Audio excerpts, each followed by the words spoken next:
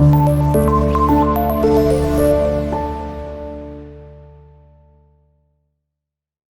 वालेकुम students, this is Mohammad Ahmad, your biology teacher.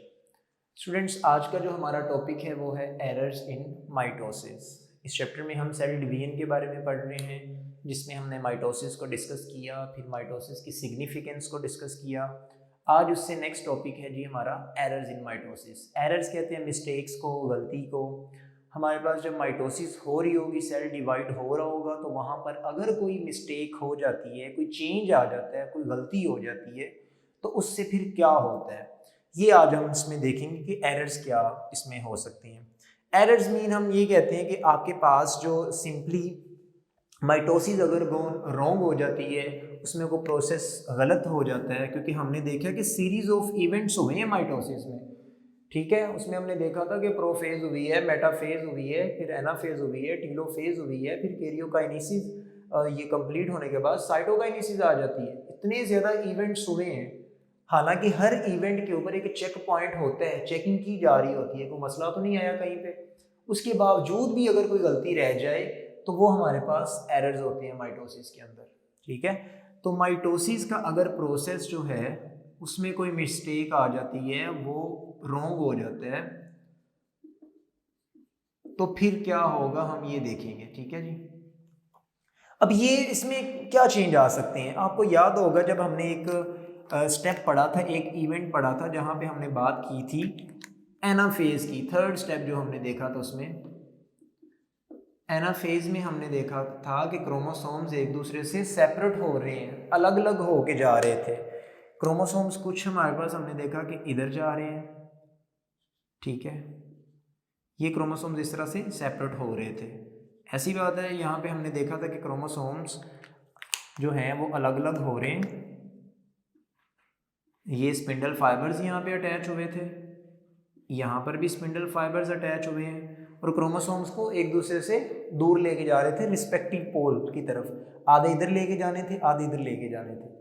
यहाँ पे कभी कभार ऐसा होता है कि ये क्रोमोसोम्स कभी कभार आपस में जुड़े रह जाते हैं। ये इस तरह से था कि ये क्रोमोसोम्स आपस में जुड़े रह गए, और इधर से तो ये जाके अटैच हो गया काइनेटोकोर पे, स्पिंडल फाइबर। लेकिन एक साइड से अगर अटैच ही ना हो, यहाँ पे किसी प्रॉब्लम की वजह से ये काइनेटोकोर के साथ अटैच ही ना हो, तो क्या होगा, क्रोमोसोम इस तरफ चले गए, एक क्रोमोसोम ऐसा होगा जो पूरे का पूरा पेड़ की फॉर्म में रह जाएगा, आपस में जुड़ा हुआ ही रह जाएगा। होना तो ये था ना कि क्रोमोसोम हाफ इधर जाते, हाफ इधर जाते। लेकिन कभी कभार ऐसा हो सकता है कि ये जो पूरा पेड़ है ना, इसके साथ स्पिंडल फाइबर एक तरफ से तो अटैच हो जाएगा, दूसरी तरफ से नहीं होगा, तो ये पूरा पेड़ क्या होगा, एक ही तरफ चला जाएगा। अगर हम ह्यूमंस की बात करें तो सपोज करो कि हमने कहा था 23 पेयर्स थे, ठीक है, 23 पेयर्स के अंदर 46 क्रोमोसोम्स होते हैं ना। अब 46 में होना ऐसे था कि आपके पास हाफ इधर जाने थे, हाफ इधर जाने थे, उनका पेयर इस तरह से 46 पेयर्स में से हाफ हाफ जाने थे।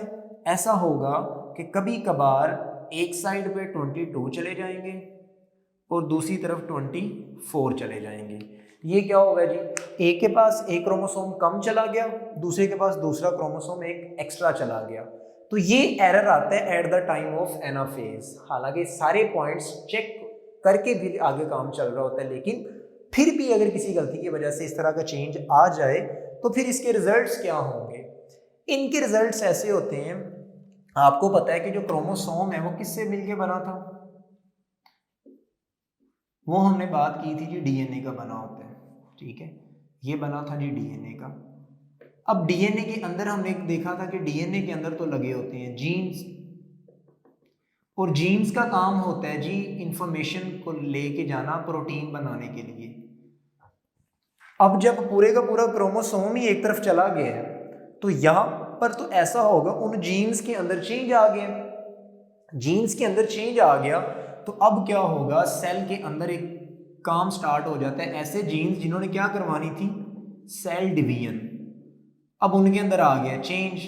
अब उस चेंज से क्या होगा, सेल के अंदर अनकंट्रोल्ड डिवीजन स्टार्ट हो जाएगी। वहां पर सेल बनने तो 50-60 थे, लेकिन ऐसा हुआ कि वहाँ पे एक 100 सेल अगर बनाने थे तो, लेकिन मिस्टेक की वजह से अब 100 नहीं बनेंगे, अब 1000 बन जाएंगे, 10,000 बन जाएंगे या लाखों सेल्स बनना स्टार्ट हो जाएंगे। हमें रिक्वायर थे थोड़े से, हमें किसी बॉडी पार्ट में चाहिए थे कि 100 सेल चाहिए, लेकिन अब उन सेल्स को डिवाइड करने वाले जो जीन्स थे ना, उनमें आ गया चेंज, उनमें मसला आ गया, उनमें एरर आ गया।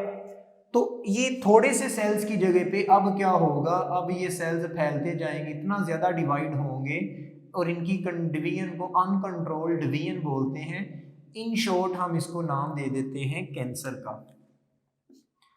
ये फिर रीज़न बन जाते हैं जी कैंसर की, ठीक है। यानी कि लाइट से चेंज की वजह से अगर क्रोमोसोम चेंज हो गया या उसके अंदर लगे हुए यानी कि जो डीएनए के अंदर जीन्स हैं उनमें से कोई जीन चेंज हो जाए, तो उस जीन के चेंज होने की वजह से सेल्स के अंदर अनकंट्रोल्ड डिवीजन स्टार्ट हो जाती है, जिसका नाम होता है जी कैंसर। अब ये ट्यूमर्स बन जाती हैं। ये जो सेल का क्लस्टर बना हुआ है ना, इसको हम इन शॉर्ट बोल देते हैं, इस गुच्छे को, इस क्लस्टर ऑफ सेल को ट्यूमर का नाम दे देते हैं। सुने होंगे आपने, ट्यूमर्स पेशेंट्स के होते हैं, ट्यूमर्स ब्रेन ट्यूमर जैसे कि हो जाता है। अब अगर तो ट्यूमर, ये जो कैंसर बना है, ये एक ही जगह पे रुका रहे तो फिर हम उसको नाम दे देते हैं कि ये तो है B9। ऐसा कैंसर या ऐसी ट्यूमर जो एक ही जगह पे रहे, ठीक है, जहां पे बना था, सपोज बॉडी के एक पार्ट में बना था, वहीं पे रह जाए, उसी जगह पे रहे, आगे पीछे मूव ना करे, तो इस तरह के ट्यूमर्स को हम नाम देते हैं B9। लेकिन अगर ऐसा हो कि ये ट्यूमर्स कहीं पे मूव करके दूर चली जाए, बॉडी के अदर टिश्यूज में आ जाए, जैसे ब्लड में से होते हुए कैंसर किसी स्किन के एक पार्ट में था, वहाँ से ब्लड के अंदर कैंसर सेल्स चले गए और जाते जाते वो किसी और बॉडी के पार्ट में चले गए, तो इसको कहते हैं सेल कैंसर का फैल जाना। तो कैंसर किसी और पोर्शन में चला जाए, ऐसी ट्यूमर्स, ऐसे कैंसर, ऐसी ट्यूमर्स को हम बोलते हैं, ये तो हो गया मैलिग्नेंट। ये शॉर्ट क्वेश्चन पूछा जाएगा कि मैलिग्नेंट ट्यूमर्स और बिनाइन ट्यूमर्स में क्या डिफरेंस है। ये ट्यूमर्स जहां पर बने अगर वहीं पे रहें तो हम उनको B9 बोल देते हैं, अगर वो फैल जाए, एक जगह से मूव करते हुए दूसरी जगह पे चले जाए, तो फिर हम उनको बोलते हैं मैलिग्नेंट। और इनके फैलने के, इनके स्प्रेड होने के प्रोसेस को हम बोल देते हैं मेटास्टेसिस, ठीक है। डिजीज का फैलना, इन ट्यूमर्स का फैल जाना, उसको हम क्या नाम दे देते हैं, मेटास्टेसिस।